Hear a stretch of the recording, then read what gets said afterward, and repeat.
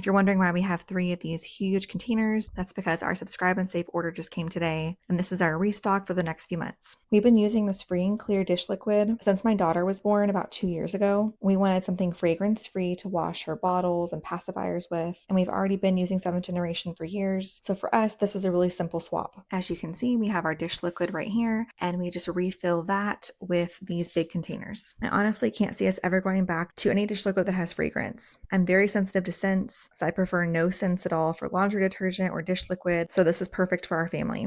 It cuts through grease and food residue really well. And one thing I noticed is that it's very gentle on my hands. I wash my hands a lot. I do a lot of dishes every single day, and this is very gentle on my hands and doesn't dry out my hands like other scented dish liquids do. I love that 7th generation is focused on plant-based ingredients, and I feel really good about using this for not only my husband and I's dishes, but also our daughter's dishes. I love these big refill containers because I don't have to buy the small containers anymore. I can just refill it. So if you're looking for a free and clear dish soap that actually gets grime off your dishes and is gentle on your hands, then I highly recommend this free and clear dish soap. It really is great, and we use it every single day.